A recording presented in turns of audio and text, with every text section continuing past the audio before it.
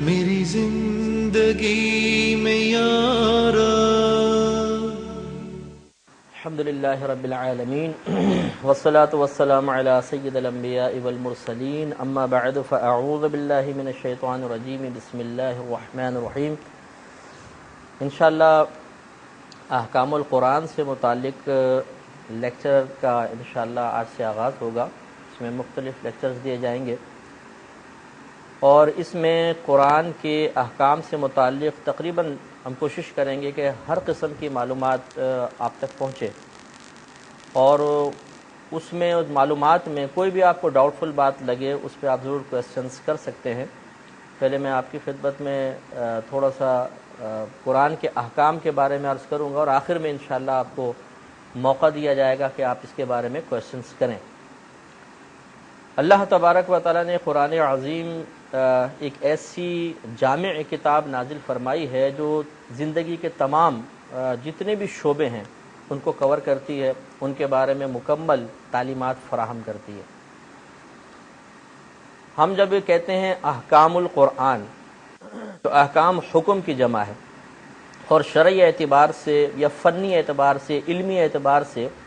لفظ حکم کو تین معانی میں استعمال کیا جاتا ہے، بڑے تین معنی۔ ان میں سے احکام القرآن جب ہم کہتے ہیں تو کون سا معنی مراد ہوتا ہے وہ انشاءاللہ اس وقت واضح طور پہ معلوم ہوگا کہ جب ہم حکم کے تینوں معنی معلوم کریں گے۔ مثلا ایک تو حکم کا مطلب ہوتا ہے اللہ تبارک و تعالیٰ کا وہ خطاب جو مکلفین کی طرف متوجہ ہوتا ہے۔ مکلف کہتے ہیں عاقل بالغ کو۔ اللہ تبارک و تعالیٰ کا خطاب جب کسی عاقل بالغ سے ہوتا ہے تو ہم اسے حکم کا نام دیتے ہیں، اور اسے کہتے ہیں حکم شرعی۔ جب بھی حکم شرعی کا لفظ استعمال ہوگا تو سمجھ لیجئے کہ اللہ تبارک و تعالیٰ کا وہ خطاب مراد ہے جو مکلفین کے متوجہ ہوتا ہے۔ جیسے اقیموا الصلاۃ، تم نماز قائم کرو، وآتوا الزکوٰۃ، اور زکوٰۃ ادا کرو۔ تو اس میں جو مخاطب ہوں گے وہ مکلف حضرات ہوں گے، یعنی جو عاقل ہیں اور بالغ ہیں۔ دوسرا حکم کا معنی ہوتا ہے وہ اثر جو کسی شے پر مرتب ہوتا ہے، یعنی کسی بھی چیز کے نتیجے میں جو ایک اثر ظاہر ہوتا ہے اسے بھی بعض اوقات حکم کہہ دیا جاتا ہے۔ جیسے مثال کے طور پہ کوئی شخص وضو کرے تو ہم یہ کہتے ہیں کہ جی اب آپ نماز کے قابل ہو گئے۔ تو اب اس کو یوں بھی کہہ سکتے ہیں کہ وضو کا حکم یہ ہے کہ انسان نماز کے قابل ہو جاتا ہے، کیونکہ وضو ایک عمل تھا، اس عمل کا اثر یا نتیجہ یہ مرتب ہوا کہ انسان نماز کے قابل ہو جاتا ہے، تو پھر حکم اس اثر کو بھی کہتے ہیں جو کسی شے پر یا کسی عمل کے نتیجے میں کسی اور شے پر مرتب ہوتا ہے۔ تیسرا جو حکم کا ایک مشہور معنی ہے جو منطق وغیرہ میں اکثر استعمال ہوتا ہے کہ ایجاب نسبت امر الی امر آخر ایجابا کان او سلبا، جو ہم کہتے ہیں کہ ایک امر کی نسبت کرنا کسی دوسرے امر کی طرف، ایک معاملے کی نسبت کرنا دوسرے معاملے کی طرف بطور ایجاب یا بطور سلب۔ یعنی اگر ہم کسی ایک چیز کے لیے کسی دوسری چیز کا اقرار کر رہے ہوں یا ایک چیز کا دوسری چیز سے انکار کر رہے ہوں تو اسے بھی حکم کہہ دیا جاتا ہے۔ مثلا آپ کہیں زید قائم، زید کھڑا ہے، تو ہم کھڑے ہونے کا زید کے لیے اقرار کر رہے ہیں۔ اسے آپ فنی اعتبار سے یہ بھی کہہ سکتے ہیں کہ زید پر کھڑے ہونے کا حکم لگایا جا رہا ہے۔ ایسے اگر یہ کہا جائے کہ زید لیس بقائم، زید کھڑا نہیں ہے، تو ہم کھڑے ہونے کی زید سے نفی کر رہے ہیں یا انکار کروا رہے ہیں، تو اس کو بھی شرعاً حکم کہہ سکتے ہیں کہ زید پر کھڑا نہ ہونے کا حکم لگایا جا رہا ہے۔ تو اب جو ہم احکام القرآن کہتے ہیں یا قرآن کا حکم کہتے ہیں اس سے مراد صرف پہلا معنی ہوتا ہے، جس کو آپ شرعی حکم کہتے ہیں، یا اور وضاحت کے ساتھ جو اس کی تعریف کی جاتی ہے کہ اللہ تبارک و تعالیٰ کا وہ خطاب جو مکلفین کی طرف متوجہ ہوتا ہے اسے حکم کہتے ہیں، اس کی جمع احکام ہے۔ تو اللہ تبارک و تعالیٰ نے قرآن عظیم میں بہت سے احکام بیان فرمائے، اور ایز اے مسلم ہمیں چاہیے کہ ان احکامات کو سیکھیں، اس لیے کہ سیکھنے کے بعد ہی عمل کیا جا سکتا ہے۔ اگر کوئی انسان ان احکام کو سیکھے گا ہی نہیں، ان کی معرفت ہی حاصل نہیں ہوگی، تو اسے بھی معلوم نہیں ہوگا کہ اللہ تبارک و تعالیٰ کی اس حکم کے سلسلے میں یا اس معاملے میں مجھ سے کس قسم کی ریکوائرمنٹ ہے۔ اور جب ہم اللہ تبارک و تعالیٰ کا مقصود اور مطالبہ پورا نہیں کریں گے تو جیسے ایک مزدور اپنا کام پورا نہیں کرتا تو اجرت کا مستحق نہیں ہوتا، اسی طریقے سے احکام قرآنیہ سے روگردانی کرنے والا آخرت میں بلکہ دنیا میں بھی اللہ تبارک و تعالیٰ کے انعامات کا مستحق نہیں ہوگا۔ لیکن یاد رکھیں کہ پورے قرآن کی ہر آیت کوئی حکم بیان نہیں کر رہی، بلکہ علماء اسلام نے بیان فرمایا کہ قرآن پاک کی کم و بیش 500 آیات ایسی ہیں، فقط 500 جو احکام سے متعلق ہیں۔ تقریباً قرآن پاک میں 6666 آیات ہیں، جن میں سے 500 آیات احکام کی ہیں، باقی تمام جتنی بھی آیات ہیں وہ یا تو مستقبل کی خبروں پر مشتمل ہیں، عذاب کے واقعات، جنت کے بارے میں بشارتیں یا جنت کے بارے کی نعمتوں کے بارے میں بیان ہے۔ اسی طریقے سے ضرب الامثال ہیں، محاورات کا استعمال ہے، اور پچھلی قوموں کے عبرتناک واقعات یا انبیاء علیہ السلام کی قصص ان میں بیان کیے گئے ہیں۔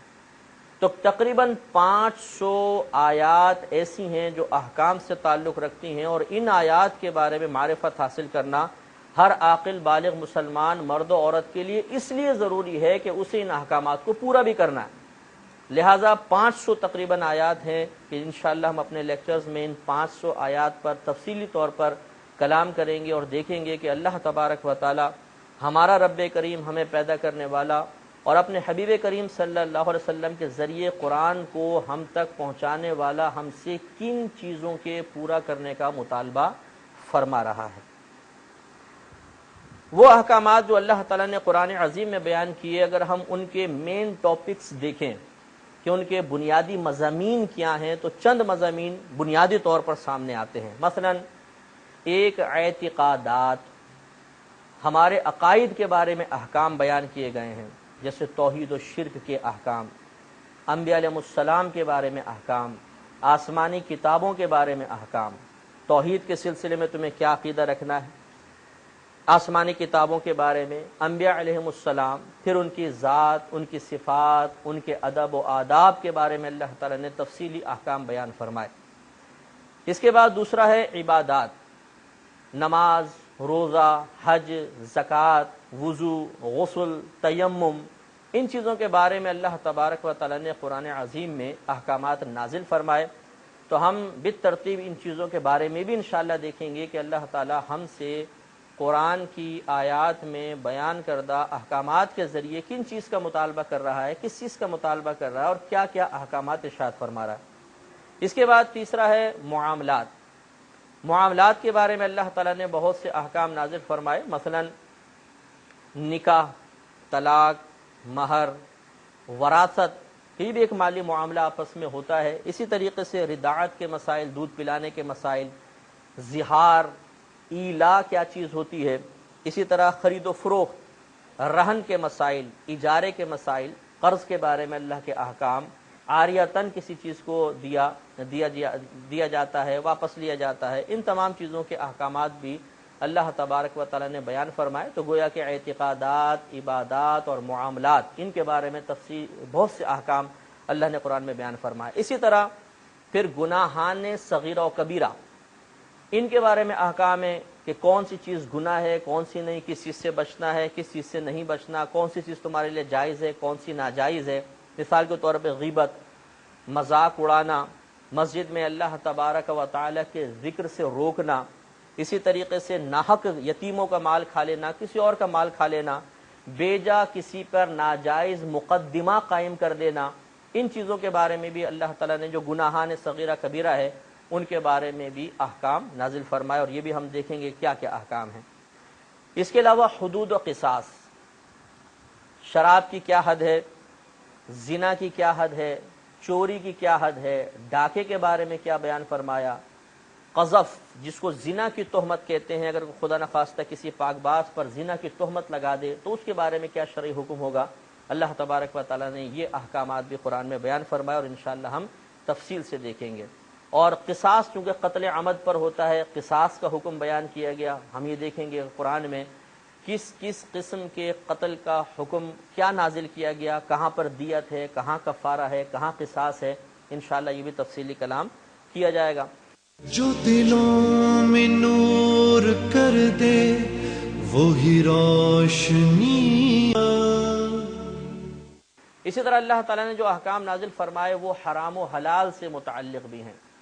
کیا چیز کھانا حلال ہے، کیا کیا چیزیں کھانا حرام ہے، اس کا تفصیلی بیان بہت حد تک مطلب آپ اسے کہہ لیں کہ ایک حد تک تفصیل لیکن بہت اجمال کے ساتھ اللہ تبارک و تعالیٰ نے قرآن عظیم میں بیان فرمائی. تو یہ قرآن کے احکام کے مین ٹاپکس ہیں کہ کن کن چیزوں کے بارے میں اللہ تعالیٰ نے احکامات نازل فرمائے. یہ بنیادی اگر ہم باتیں اپنے ذہن میں رکھیں، کوئی شخص آپ سے کویسچن کرتا ہے کہ قرآن میں کن کن چیزوں کے بارے میں احکامات بیان ہوئے،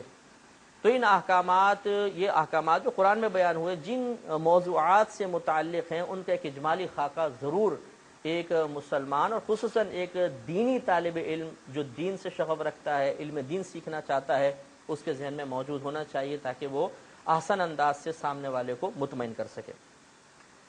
اب اس کے بعد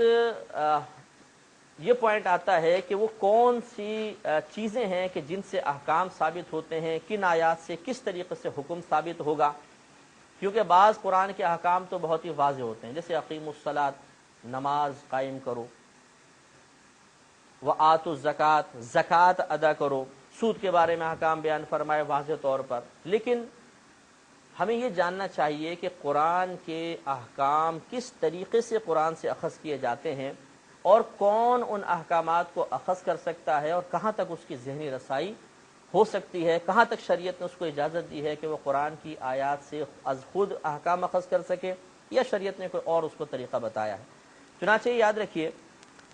کہ جن چیزوں سے قرآن میں حکم یا احکام ثابت ہوں گے وہ چار چیزیں ہوتی ہیں. پہلے میں ان کے اصطلاحی نام آپ کو عرض کروں گا اور پھر انشاءاللہ ہم اس کے بارے میں تفصیلی طور پہ بھی جانیں گے. پہلا عبارت النص سے، دوسرا اشارت النص، تیسرا دلالت النص اور چوتھا اقتضاء النص. چار ہوتے ہیں. پہلا عبارت النص، دوسرا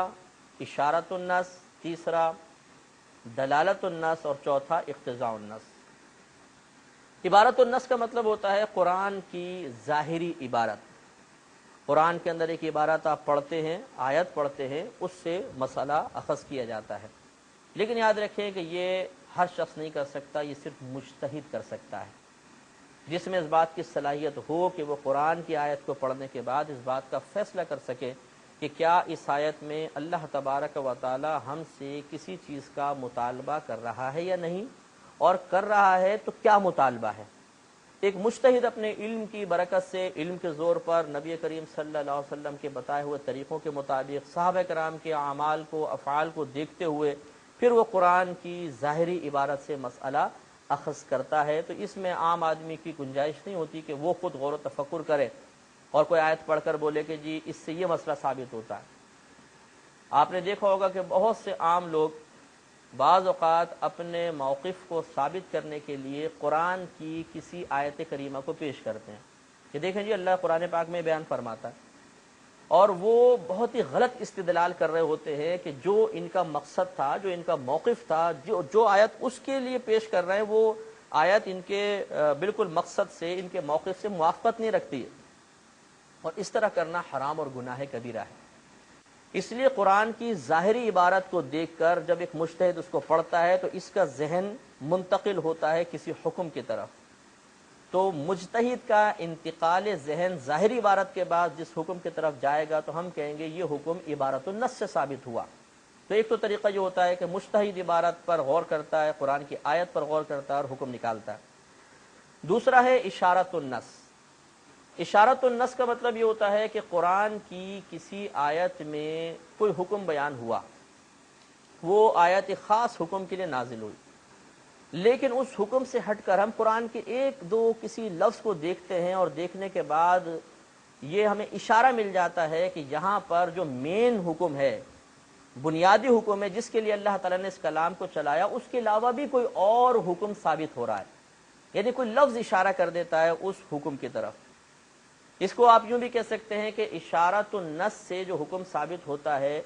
اس کو یوں آپ کہہ لیں کہ آیت میں کوئی ایک لفظ ایسا ہوتا ہے جو کسی خاص حکم کی طرف اشارہ کر رہا ہوتا ہے، لیکن وہ جس طرف اشارہ کر رہا ہے وہ حکم اللہ تعالیٰ کا اس آیت سے مقصود نہیں ہوتا، اس کے لیے اللہ تبارک و تعالیٰ نے اس کلام کو نازل نہیں فرمایا ہوتا، اور وہ سمجھ لیجئے کہ صرف اشارے سے ہی بات سمجھ میں آ سکتی ہے، واضح طور پر آیت میں اس حکم کے بارے میں کلام نہیں ہوتا ہے۔ میں ان دونوں کی مثال آپ کو پیش کرتا ہوں، عبارت النص کی بھی اور اشارت النص کی۔ دیکھیے سورہ حشر آیت نمبر 8، اللہ تبارک و تعالیٰ نے مال غنیمت کے مصارف بیان کرتے ہوئے ارشاد فرمایا کہ للفقراء المہاجرین الذین اخرجوا من دیارہم واموالہم،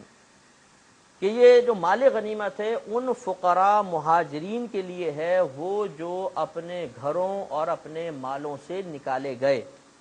یبتغون فضلا من اللہ ورضوانا، اور وہ کس طرح نکالے گئے؟ اس حال میں کہ وہ اللہ تبارک و تعالیٰ کی رضا اور اللہ تبارک و تعالیٰ کا فضل تلاش کر رہے تھے۔ یعنی جو صحابہ کرام مکۃ المکرمہ سے ہجرت کر کے مدینہ منورہ آئے یا حبشہ کی جانب گئے، یہ ان کی شان میں آیت نازل ہوئی اور ان کے لیے مال غنیمت میں سے حصہ مقرر کیا گیا۔ اب یہ آیت کس لیے نازل ہوئی؟ اس بات کو واضح کرنے کے لیے کہ جو مہاجرین صحابہ تھے اللہ تبارک و تعالیٰ نے انہیں مال غنیمت کا مستحق ٹھہرایا ہے۔ تو اب چونکہ ایک مجتہد نے غور کیا کہ آیت اس مقصد کے لیے نازل ہوئی، تو ہم کہیں گے کہ اس آیت کی عبارت سے کیا حکم ثابت ہوا؟ کہ فقراء مہاجرین کے لیے مال غنیمت میں حصہ ہے۔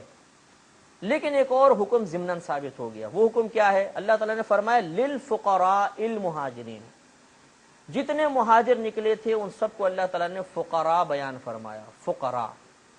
فقیر وہ ہوتا ہے جو مالی کے نصاب نہیں ہوتا۔ سوال یہ پیدا ہوتا ہے کہ جو صحابہ کرام ہجرت کر کے باہر تشریف لائے تھے وہ تو بڑے مالدار صحابی بھی تھے، لیکن ان کا مال مکۃ المکرمہ میں رہ گیا تھا، تو اس لفظ فقراء سے اشارہ مل گیا کہ اگر کوئی مسلمان دارالحرب سے ہجرت کر جائے، یعنی دارالحرب ایسے مقام کو کہتے ہیں کہ جہاں پر مسلمان اپنے مذہب اسلام کی کوئی بھی عبادت آزادی کے ساتھ ادا نہ کر سکتا ہو، اسے ماریں گے، پیٹیں گے، مقید کر دیں گے، نہ اذان دے سکتا ہے، نہ نماز اعلانیہ طور پہ پڑھ سکتا ہے، اسے دارالحرب کہتے ہیں۔ جو دلوں میں نور ہے وہی روشنی عطا کر میری زندگی میں یارا۔ ہجرت سے پہلے مکۃ المکرمہ کی جو حالت تھی اس کو آپ تصور میں لے کر آئیں تو دارالحرب کا تصور آسانی سے ذہن میں قائم ہو سکتا ہے۔ تو اس فقراء کے لفظ سے پھر فقہائے اسلام نے یہ مسئلہ نکالا کہ جب مسلمان دارالحرب سے ہجرت کر جائے اور اپنا مال وہاں پر چھوڑ جائے اور اس مال پر کفار غالب ہو جائیں تو وہ مال اس مسلمان کی ملک سے خارج ہو جائے گا، کیونکہ اگر خارج نہ ہوتا، وہ مسلمان کی ملک میں ہی داخل ہوتا تو پھر مسلمان فقیر نہ کہلاتے، اور اللہ تعالیٰ نے ان کو فقراء فرمایا ہے۔ تو اب دیکھیں آیت تو نازل ہوئی تھی مال غنیمت کے استحقاق کے بارے میں کہ کون مستحق ہے کون نہیں، لیکن ہمیں ضمناً لفظ فقراء سے ایک اور اشارہ بھی مل گیا کہ اگر کوئی مسلمان دارالحرب سے ہجرت کر جائے گا اور کافر اس کے مال پر غالب آ جائیں گے تو وہ مال اس مسلمان کی ملک سے باہر نکل جائے گا۔ یہی وجہ ہے کہ جب مسلمانوں نے فتح مکہ کے بعد مکۃ المکرمہ میں قدم رکھا تو کسی نے بھی اپنا وہ مال کسی کافر سے چھینا نہیں، کیونکہ وہ کافر کی ملک میں داخل ہو گیا۔ تو اس سے معلوم ہوا کہ دیکھیں عبارت النص اور اشارت النص دونوں کی آیت مثال بن جاتی ہے کہ واضح طور پر تو حکم نازل کیا گیا تھا ان فقراء مہاجرین کے لیے جو ہجرت کر گئے کہ وہ مال غنیمت کے مستحق ہیں، لیکن لفظ فقراء سے اشارہ اس طرف بھی مل گیا کہ جب کوئی دارالحرب سے ہجرت کر جاتا ہے اور کفار اس کے مال پہ غالب آ جاتے ہیں تو مال اس کی ملک سے نکل جاتا ہے۔ اب یہ لفظ فقراء سے جب آپ حکم ثابت کر رہے ہیں تو اشارت نص کی تعریف ذہن میں لے کر آئیں کہ ایک آیت کی کسی لفظ سے حکم ثابت ہو رہا ہے، اشارہ مل رہا ہے۔ اللہ تعالیٰ نے خاص طور پہ اس آیت کو اس حکم کے لیے نازل نہیں کیا، یہ زائد چیز ہے، غیر مقصود چیز ہے، لیکن بہرحال حکم ثابت ہو گیا۔ تو اس طرح اشارت النص سے بھی بعض احکام ثابت ہوتے ہیں۔ اس کے بعد دلالت النص۔ دلالت النص کا مطلب یہ ہوتا ہے کہ آیت میں کوئی حکم بیان کیا گیا اور ایک عام اہل اللسان، عربی اللسان اس حکم کو سننے کے بعد فوراً کسی اور حکم کو بھی جان جائے، فوراً اس کا ذہن کسی اور حکم کی طرف چلا جائے کہ یہ ثابت ہے تو یہ بھی ثابت ہوگا۔ اس میں مجتہد ہونا شرط نہیں ہوتا. تو یہ جو ایک آیت میں موجود حکم پر تھوڑے سرسری سی نگاہ ڈال کر اہل اللسان عربی اللسان جس دوسرے حکم کی طرف گیا تو یہ سمجھ لیں دلالت النص سے حکم ثابت ہوا. اس کی مثال میں آپ کی خدمت میں عرض کرتا ہوں کہ اللہ تبارک و تعالی نے قرآن عظیم میں ارشاد فرمایا وَقَضَىٰ رَبُّكَ أَلَّا تَعْبُدُوا إِلَّا إِيَّاهُ، اور تمہارے رب نے یہ حکم دے دیا کہ تم اس کے علاوہ کسی کی عبادت نہ کرو. وَبِالْوَالِدَيْنِ إِحْسَانًا، اور والدین کے ساتھ احسان کا حکم بھی ارشاد فرمایا. اِمَّا يَبْلُغَنَّ عِندَكَ الْكِبَرَ أَحَدُهُمَا أَوْ كِلَاهُمَا، پھر اگر یہ ان میں سے ماں باپ میں سے کوئی ایک تمہارے سامنے بڑھاپے کو پہنچے، دونوں یا کوئی ایک، فَلَا تَقُلْ لَهُمَا اُف، تو اللہ تعالیٰ فرماتا ہے تم ان سے اف بھی مت کہنا. وَلَا تَنْهَرْهُمَا، اور نہ انہیں ڈانٹنا. وَقُلْ لَهُمَا قَوْلًا كَرِيمًا، اور ان سے بہت ہی نرم لہجے میں پیاری سی نرم بات کہنا. سورہ بنی اسرائیل آیت نمبر 23 ہے. اس میں جو دلالت النص کی مثال بنے گی وہ صرف اتنا حصہ ہے کہ اللہ تعالیٰ نے فرمایا فَلَا تَقُلْ لَهُمَا اُف، تم اپنے ماں باپ سے اف بھی مت کہنا. اگر آپ سے یہ سوال کیا جائے اس جملے کو کہنے کے بعد، اس ترجمے کو سنانے کے بعد کہ یہ بتاؤ ماں باپ کو گالی بکنا جائز ہے کہ نہیں، تو آپ کہیں گے کہ نہیں. اچھا تھپڑ مارنا جائز ہے کہ نہیں، آپ کہیں گے کہ نہیں. انہیں جیل میں بند کر دینا جائز ہے کہ نہیں، آپ کہیں گے نہیں. تو ہم آپ سے یہ کوشچن کریں گے کہ بتائیے آپ نے یہ 3 حکم کے گالی دینا بھی منع ہے، تھپڑ مارنا منع ہے، جیل میں بند کرنا منع ہے، یہ کہاں سے ثابت کر دیا؟ اس آیت میں تو لکھا ہی نہیں ہے. تو عام اردو جاننے والا فوراً یہ جواب دے گا، یا اگر عربی جاننے والا ہوتا اس کے سامنے آپ یہ آیت عربی میں پڑھتے تو یہ جواب دے گا کہ بھائی جب اف کہنا منع ہے کیونکہ والدین کی دل آزاری ہوتی ہے تو تھپڑ مارنا کیسے جائز ہو جائے گا، گالی بکنا کیسے جائز ہو جائے گا، جیل میں بند کرنا کیسے جائز ہو جائے گا؟ تو دلالت النص سے جو حکم ثابت ہوتا ہے اس کے لیے کسی مجتہد کی ضرورت نہیں ہوتی، بلکہ عام اہل اللسان بھی آیت کے ظاہری مفہوم کو سننے کے بعد فوراً سے پیشتر کسی ایک نتیجے تک پہنچ جاتا ہے. لہذا قرآن کے بہت سے احکام ایسے ہیں جو دلالت النص سے ثابت ہوتے ہیں. مثال میں ایک اور آپ کو اس کی مثال دیتا ہوں.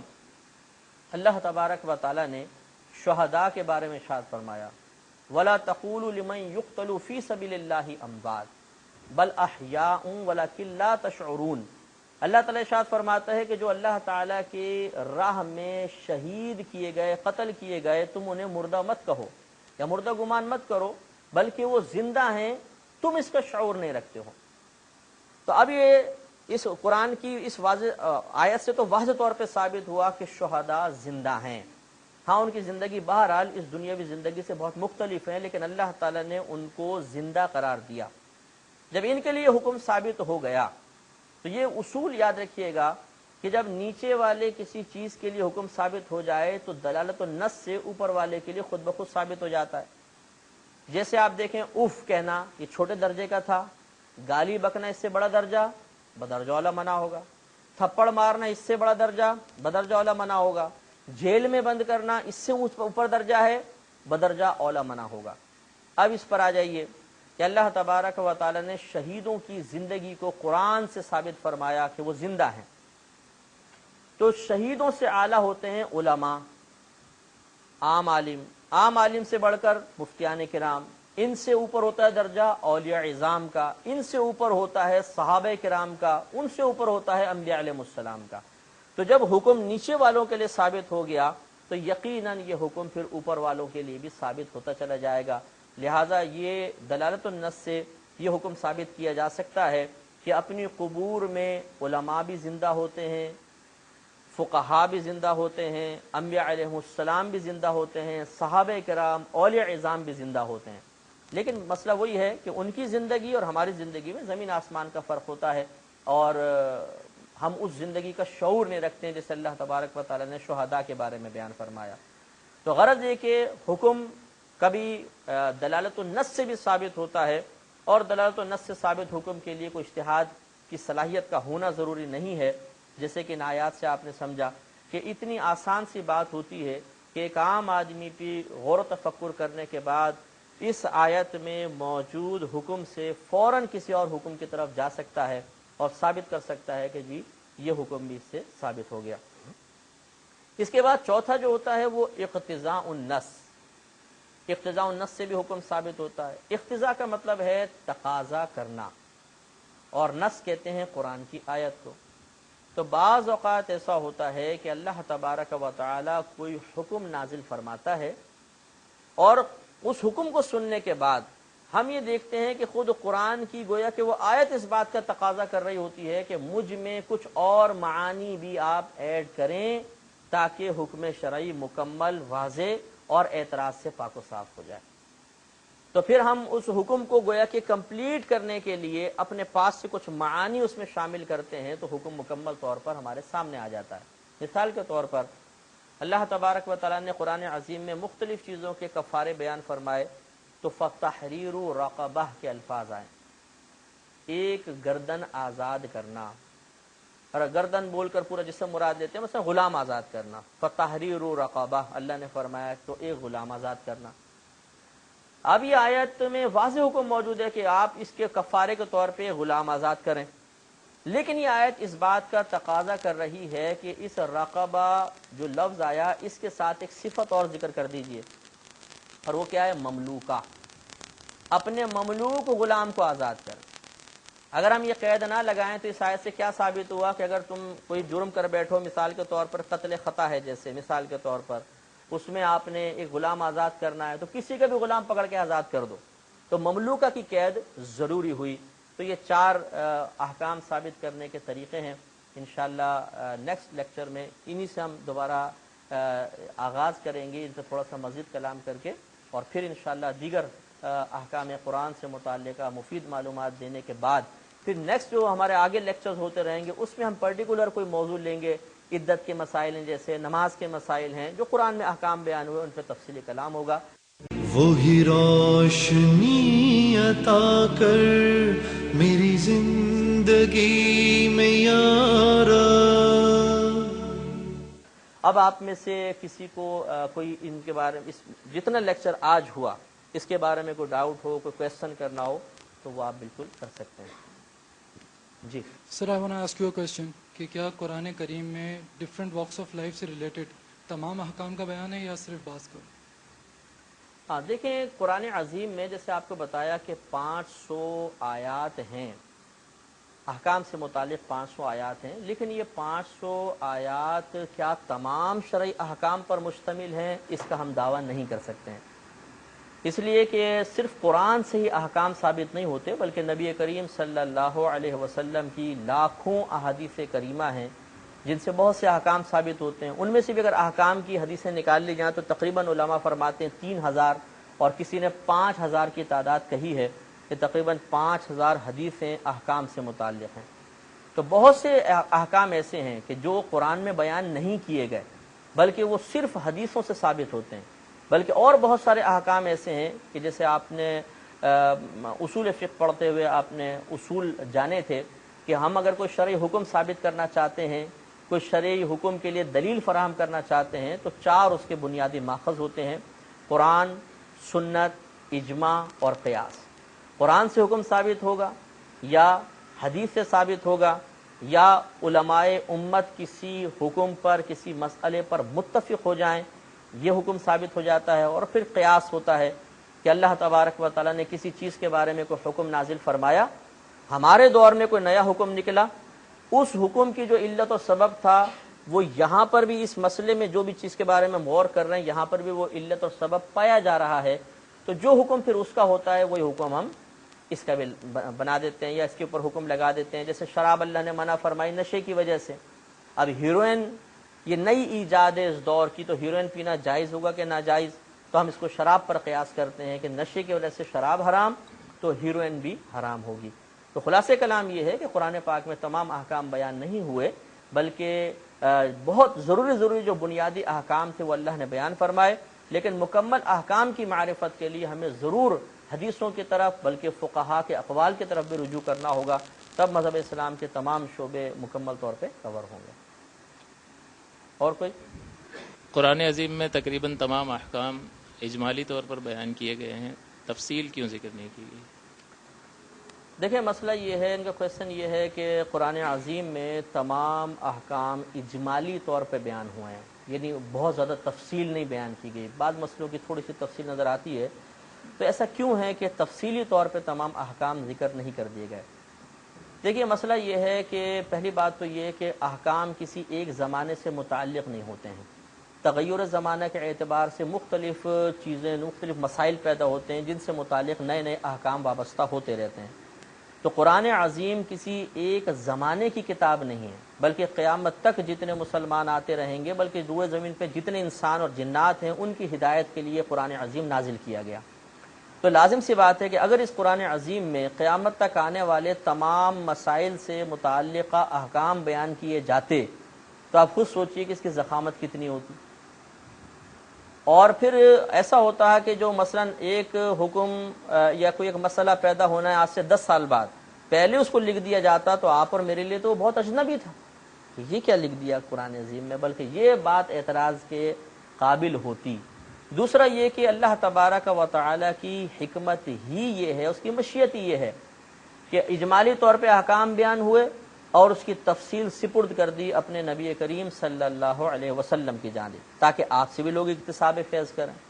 پھر نبی کریم صلی اللہ علیہ وسلم نے بھی بہت سے احکام کو اجمالی رکھا اور اس کو سپرد کر دیا صحابہ کرام کی طرف۔ پھر صحابہ کرام میں بھی وہ احکام بہت سے احکام اجمالی رہے، انہوں نے اس کی تفصیل کو سپرد کر دیا مجتہدین کی طرف، فقہا کی طرف۔ اس طرح اللہ تبارک و تعالیٰ کے احکام کو مخلوق خدا تک پہنچانے میں سب کا حصہ ہو گیا، نبی کریم صلی اللہ علیہ وسلم کا بھی، صحابہ کرام کا بھی، اس امت کے اولیاء اعظام، پھر مجتہدین، فقہا، یہ سب قیامت تک عمل کرتے رہیں گے، کوشش کرتے رہیں گے، اجتہاد کرتے رہیں گے اور بہت سے احکام آتے رہیں گے۔ اب یہ نہیں ہے کہ نیا حکم کوئی ایسا نکل آئے گا جو قرآن و حدیث کے خلاف ہے، بلکہ ہوتا یہ ہے کہ جو قرآن میں حکم بیان ہوا یا حدیث میں حکم بیان ہوا اس کی نوعیت اور شکل کی تبدیلی کی ضرورت پیش آ جاتی ہے تغیر زمانہ کے اعتبار سے، تو فقہا اس پر غور و تفکر کرتے ہیں اور اس حکم کو تھوڑا سا ترمیم کے ساتھ لوگوں کے سامنے بیان کر دیتے ہیں، تو وہ ایک نیا حکم بن جاتا ہے۔ تو خلاصہ کلام یہ ہے کہ قرآن پاک میں اجمالی طور پر اس لیے حکم بیان کیا کہ تفصیل کی تو کوئی حد ہے ہی نہیں، چنانچہ اللہ کی مشیت یہ تھی کہ اس کی تفصیل سپرد کی جائے اپنے حبیب کی طرف صلی اللہ علیہ وسلم، پھر آپ سے صحابہ کرام، اور پھر آگے یہ چیزیں منتقل ہوتی رہیں، جیسا کہ حضرت، اس پہ ایک میں دلیل عرض کرتا ہوں کہ معاذ بن جبل رضی اللہ تعالی عنہ کو جب رحمت کونین صلی اللہ علیہ وسلم نے یمن کا حاکم بنا کر بھیجا تو پوچھا کہ اے معاذ تم کس چیز کے ساتھ فیصلہ کرو گے؟ تو انہوں نے عرض کیا رسول اللہ صلی اللہ علیہ وسلم قرآن عظیم سے کروں گا۔ فرمایا فَإِن لَمْ تَجِدْ، اگر تم قرآن میں نہ پاؤ تو عرض کی سنت رسول سے فیصلہ کروں گا۔ نبی کریم صلی اللہ علیہ وسلم نے مزید دریافت فرمایا فَإِن لَمْ تَجِدْ، اگر اس میں بھی نہ پاؤ تو عرض کیا رسول اللہ صلی اللہ علیہ وسلم میں اجتہاد کروں گا، اپنی رائے کے ذریعے فیصلہ کروں گا۔ تو رحمت کونین صلی اللہ علیہ وسلم بہت خوش ہوئے، آپ نے ان کے سینے پر ہاتھ مارا اور محبت سے، پیار سے، اور ارشاد فرمایا کہ اللہ کا بڑا شکر ہے کہ اس نے رسول کے قاصد کو اس چیز کی توفیق عطا فرمائی جس سے اللہ تبارک و تعالی اور اس کے رسول راضی ہیں۔ تو معلوم یہ ہوا کہ احکامات صرف قرآن پر موقوف نہیں ہیں، حدیث پر موقوف نہیں ہیں، بلکہ ان میں تغیر، تبدل، بلکہ بعض چیزوں کے نئے احکامات یہ فقہا کی طرف بھی اس کی ذمہ داری ڈالی گئی ہے، وہ اجتہاد کر ہر دور میں جس طریقے سے ضرورت پیش آئے گی لوگوں کے رہنمائی کے لیے احکامات میں تبدیلی کریں گے یا نئے احکام وضع کریں گے۔ تو اس لیے قرآن پاک میں تفصیل سے تمام احکام بیان نہیں ہوئے۔ جی سر، قرآن میں بیان کردہ احکامات کے مکلف صرف انسانوں کو بنایا گیا ہے یا دیگر مخلوقات بھی ہیں؟ پھر انسانوں میں صرف عام انسانوں کو اس کا مکلف رکھا گیا ہے یا انبیاء، اولیاء جیسی عظیم شخصیات بھی اس کے مکلف ہیں؟ اچھا کویشچن ہے۔ دیکھیں مسئلہ یہ ہے کہ جب ہم لفظ مکلف کہتے ہیں تو مکلف میں عام انسان بھی آتے ہیں، ان میں مسلمان بھی آتے ہیں، کافر بھی آتے ہیں، انبیاء علیہم السلام بھی آتے ہیں، جنات بھی آتے ہیں اور فرشتے بھی آتے ہیں۔ لیکن تھوڑا سا فرق ہے، دیکھیں انبیاء علیہم السلام معصوم ہیں، فرشتے معصوم ہیں، لیکن یہ عقائد کی کتابوں میں مصرح ہے، واضح طور پہ لکھا ہے کہ یہ بھی شرعی احکام کے مکلف ہوتے ہیں، کیونکہ مکلف بنا ہے تکلیف سے۔ تکلیف کا مطلب ہوتا ہے کسی کو آزمائش میں مبتلا کرنا، تو اللہ تبارک و تعالیٰ نے ہر ایک کو تکلیف میں مبتلا کیا، یعنی آزمائش میں مبتلا کیا، اور جب انسان آزمائش میں پورا اترتا ہے تبھی اس پر ثواب مرتب ہوتا ہے۔ تو انبیاء علیہ السلام کے جو درجات کی بلندی کا سامان ہے، اور فرشتوں کے بھی درجات بلند ہوتے ہیں، یہ اس بات کا ثبوت ہے کہ انہیں اللہ تبارک و تعالیٰ نے شرعی احکام کا مکلف بنایا ہے۔ اسی طریقے سے جنات، ان کے بارے میں تو واضح طور پہ قرآن میں موجود ہے کہ وما خلقت الجن والانس الا لیعبدون، کہ نہیں پیدا کیا میں نے جنوں اور انسانوں کو مگر اپنی عبادت کے لیے۔ تو یہاں پہ دیکھیں انسان کا لفظ سب کو شامل ہے، انبیاء علیہ السلام، صحابہ کرام، اولیاء اعظام، ہم عام مسلمان اور کافر بھی۔ اسی طرح جنات کا جب ذکر کر دیا تو جنات کو مکلف بنایا اللہ تبارک و تعالیٰ نے انسانوں کے ساتھ شرعی احکام کا۔ اب کفار کے بارے میں یہ ضرور ہے کہ وہ ہمارے تمام شرعی احکام کے مکلف نہیں ہوتے، کم از کم اس بات کے تو وہ مکلف ہیں کہ ہر شرعی حکم کے حق ہونے کا اعتقاد رکھیں، اس کے مکلف تو تمام کافر ہیں۔ پھر دیگر جو مالی معاملات ہمارے اور ان کے درمیان ہوتے ہیں، ان میں سے بہت سی چیزوں کے مکلف بنائے گئے ہیں۔ یہ انشاءاللہ جیسے جیسے ہم قرآن کے مختلف احکام بیان کریں گے تو اس میں فروعی اعتبار سے، جزوی اعتبار سے تفصیل کے ساتھ کفار کے احکام بھی بیان ہوں گے کہ وہ اس معاملے میں مکلف بنائے گئے ہیں کہ نہیں بنائے گئے۔ تو خلاصہ کلام یہ ہے کہ قرآن کے احکام کے مکلف صرف عام مسلمان نہیں ہیں، بلکہ تمام انسان، چاہے وہ انبیاء علیہ السلام ہو، صحابہ کرام، اولیاء اعظام، حتیٰ کہ فرشتے اور جن بھی شرعی احکام کے مکلف بنائے گئے ہیں۔ کفار تمام شرعی احکام کے مکلف نہیں ہوتے، لیکن بہرحال بہت سے شرعی احکام کے مکلف انہیں بھی رکھا گیا ہے۔ جو میری زندگی میں یارا، کیا دلالت النص کے ذریعے سے ایک اردو پڑھنے والا فرد جو صرف ترجمہ پڑھتا ہے وہ بھی شرعی احکام جان سکتا ہے؟ ہاں، یہ بھی اچھا کویشچن ہے۔ دیکھیں ان کا کویشچن یہ ہے کہ کیا ایک عام شخص صرف ترجمہ قرآن پڑھ کر باعتبار دلالت النص، جیسے ہم نے کہا کہ ظاہری عبارت پڑھ کر فوراً ذہن کسی حکم کی طرف چلا جائے، تو کیا عام مسلمان ایسا کر سکتا ہے؟ دیکھیے دلالت النص کی تعریف کے مطابق تو ایسا اس کو اجازت ہونی چاہیے کہ وہ کوئی ظاہری مضمون پڑھتا ہے اور اس سے پھر کسی اور حکم کی طرف اس کا انتقال ذہن ہو جائے، ذہن کسی اور حکم کی طرف چلا جائے، لیکن اس میں خطرہ بہت زیادہ ہے۔ ہم نے دیکھا ہے کہ لوگوں کی دینی علمی صلاحیت بہت ہی کم ہوتی ہے، اور بعض اوقات دنیا کے فاسد خیالات کی وجہ سے، بہت ہی جاہل مرکب ہونے کی وجہ سے، بہت ہی زیادہ جہالت میں، دینی علوم کے اعتبار سے جہالت میں مبتلا ہونے کی بنا پر ان کا ذہن صحیح شرعی حکم کی طرف منتقل نہیں ہو پاتا۔ پھر ہم پہ چونکہ شیطان کا بہت زیادہ غلبہ ہے، نفسانی خواہشات ہم بہت پوری کرتے ہیں، شیطان ہمارے پیچھے لگا ہوتا ہے، تو یہ بات انسان کو کسی غلط نتیجے تک پہنچا دیتا ہے۔ تو خلاصہ کلام یہ ہے کہ نتیجہ مرتب کرنا تو برا نہیں ہے، لیکن اس نتیجے کو حتمی اور آخری سمجھنا یہ ضرور برا ہے۔ تو اس کے لیے عافیت کا راستہ یہ ہوگا کہ علماء سے رجوع کر لیا جائے کہ دیکھیں جی میں نے آیت پڑھی تھی اور اس سے ایک نیا حکم میرے ذہن میں آ گیا ہے، اس ترجمے کو پڑھنے کے بعد کیا یہ حکم میں نے صحیح سمجھا ہے؟ اگر وہ تصدیق کر دیں تو ٹھیک ہے، بہت اچھی بات ہے، عمل کر سکتے ہیں۔ اگر تصدیق نہ کریں تو پھر خود اپنا نتیجہ مرتب کرنے سے باز یہ رہنا چاہیے۔ سر، قرآن سے مسئلہ اخذ کرنا یا احکام اخذ کرنے کا طریقہ اتنا مشکل کیوں رکھا گیا ہے؟ اگر آسان ہوتا تو بآسانی سے اخذ کر لیتے۔ یہ کہتے ہیں کہ قرآن پاک سے مسائل یا احکام اخذ کرنے کا طریقہ اتنا مشکل کیوں رکھا گیا ہے کہ عبارت النص پہ غور کریں، پھر اشارہ۔ پہلی بات تو یہ کہ ہم اللہ تبارک و تعالیٰ کے افعال پر اعتراض تو کر ہی نہیں سکتے۔ اس نے اگر شرعی احکام کو مشکل رکھا ہے، بالفرض آپ ہی کہتے ہیں کہ قرآن میں شرعی احکام کا اخذ کرنا مشکل ہے، تو یہ تو اللہ تعالیٰ نے اس کو مشکل بنایا، تو ہم اس کے فعل پر اعتراض نہیں کر سکتے۔ اب اگر ہم اس کی حکمت جاننے کی طرف آئیں کہ چلیں جی ہم بالکل راضی ہیں، جیسے اللہ تبارک و تعالیٰ کی حکمت تھی، اس کی مشیت پر ہم بالکل راضی ہیں، لیکن ایسا ہوا کیوں ہے، اس کی علت کیا ہے، سبب کیا ہے؟ تو دیکھیے اللہ تبارک و تعالیٰ نے ہر ایک کو مختلف درجات میں رکھنا ہی پسند فرمایا ہے۔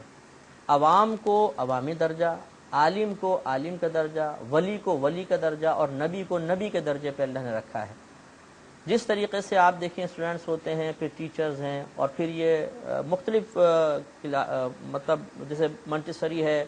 پھر پرائمری آتی ہے، سیکنڈری آئی، پھر کالج لیول میں آپ گئے، یونیورسٹی میں گئے، آدمی اسٹیپ وائز چلتا ہے۔ اسی طریقے سے اللہ تبارک و تعالیٰ نے لوگوں کی ذہنی سطح کے مطابق، کیونکہ وہ خالق ہے، مالک ہے، اسی نے ہماری طبیعتیں بنائی ہیں، ہماری ذہنی کیفیت، مصروفیات بھی اسی نے رکھی ہیں،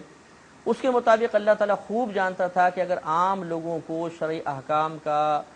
اخذ کرنے کا مکلف بنایا جائے تو یہ نہیں کر سکیں گے اور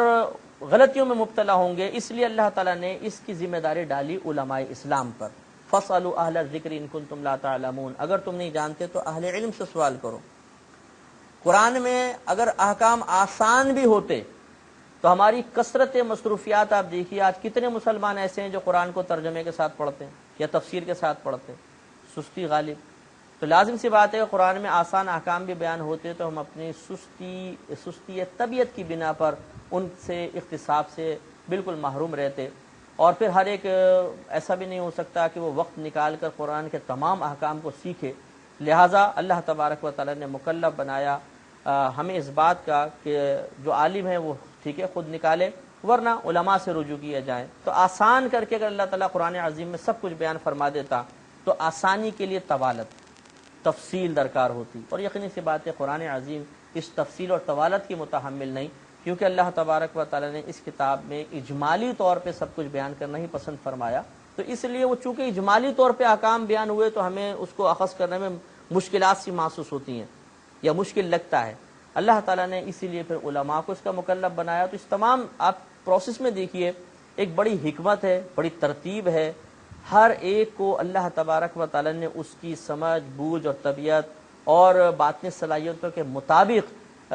ذمہ داریوں سے نوازا ہے، تو یہ نظام چل رہا ہے۔ اگر بہت زیادہ قرآن کو آسان کیا جاتا، زخامت بہت ہوتی، لوگ بوریت محسوس کرتے، پڑھ نہ سکتے، بوجھ سا محسوس ہوتا، خود اپنی ذمہ داری سب پر ڈال دی جاتی کہ تم نکالو، تو پھر علماء کے درجات، علماء کے ذریعے تبلیغ دین، یہ تمام حکمتیں اور اللہ تعالیٰ کی مشیتوں کا فوت ہونا لازم آتا۔ لہٰذا اللہ تعالیٰ نے قرآن میں تفصیل سے بیان نہیں کیا، اجمالی کیا، اور اس اجمالی بیان کو جب ہم سمجھنے کی کوشش کرتے ہیں تو مشکل محسوس ہوتا ہے۔ تو اللہ تعالیٰ کی حکمت پر معمول کرتے ہوئے اور اس کی مشیت پر راضی رہتے ہوئے اس کو مقام اعتراض نہیں بنانا چاہیے۔ ایک عام آدمی یا مسلمان کیسے جان سکتا ہے کہ کون سی آیت سے کیا حکم ثابت ہو رہا ہے اور اس حکم کی شرعی حیثیت کیا ہے؟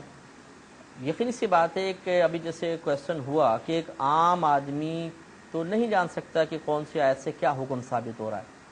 کیونکہ ابھی تو ہمارا ایک اور لیکچر قرآن کے احکام سے متعلق انشاءاللہ ہوگا، اس میں آپ دیکھیں گے کہ بہت سے ورڈز ایسے ہوتے ہیں قرآن میں استعمال کیے گئے ہیں جو بظاہر ایک حکم والا معنی دے رہے ہوتے ہیں، لیکن پتہ یہ چلتا ہے کہ دیگر دلائل کی روشنی میں یہ معلوم ہوتا ہے کہ اس سے کوئی حکم ثابت نہیں ہو رہا۔ یعنی حکم مختلف درجات کے ہوتے ہیں، بعض حکم میں سختی ہوتی ہے، بعض میں نرمی ہوتی ہے، کرو نہیں کرو گے سزا ملے گی، عذاب ہوگا، بعض نہیں کرو گے ٹھیک ہے ثواب سے محرومی ہوگی، کوئی بات نہیں، اس کی تفصیل بھی انشاءاللہ ہم آپ کی خدمت میں عرض کریں گے۔ تو ایک عام آدمی اس بات کا فیصلہ ہرگز نہیں کر سکتا ہے کہ اس آیت سے کیا حکم ثابت ہو رہا ہے، اس کی کتنی وسعت ہے، اور وہ میرے لیے ضروری ہے تو کس حد تک ضروری ہے، اور ضروری نہیں ہے تو کس حد تک مجھے رعایت ملی۔ وجہ یہ ہے کہ ہم نے نہ قرآن پڑھا ہے، نہ حدیث پڑھی ہوتی ہے، نہ دیگر دنیاوی علوم۔ فقط دنیاوی علوم میں عام آدمی کو اگر اس بات کا بنا دیا جائے کہ آپ قرآن سے ٹھیک ہے خود احکام نہیں کر سکتا، گمراہ ہو جائے گا، اس لیے کہ اس میں بڑی تفصیل ہے۔ قرآن پھر جیسے ہم نے بتایا اجماع، پھر کہ لوگوں کے باہم مل جاتے ہیں، تو اس لیے عام آدمی کو یہ جرأت نہیں کرنی چاہیے، اور نہ اللہ تعالیٰ نے عام آدمی کو اس کا مکلف بنایا ہے۔ اللہ تعالیٰ سے دعا ہے کہ ہمیں عمل کی توفیق عطا فرمائے۔ انشاءاللہ یہ احکام سے متعلقہ ابھی ہمارا لیکچر باقی ہے، لیکچر میں کچھ حصہ باقی ہے، انشاءاللہ نیکسٹ لیکچر میں احکام سے متعلق تفصیلی بیان ہوگا، اور پھر اس کے بعد جتنے ہمارے لیکچر ہوتے رہیں گے انشاءاللہ اس میں ہم پرٹیکولر کوئی چیز لے کر، کوئی ایک موضوع لے کر اس سے متعلقہ احکام نہ صرف قرآن سے بلکہ اس کی تفصیل کے سلسلے میں احادیث سے بھی مدد لیں گے۔ انشاءاللہ نیکسٹ لیکچر میں پھر ملاقات ہوتی ہے۔ جو دلوں میں نور کر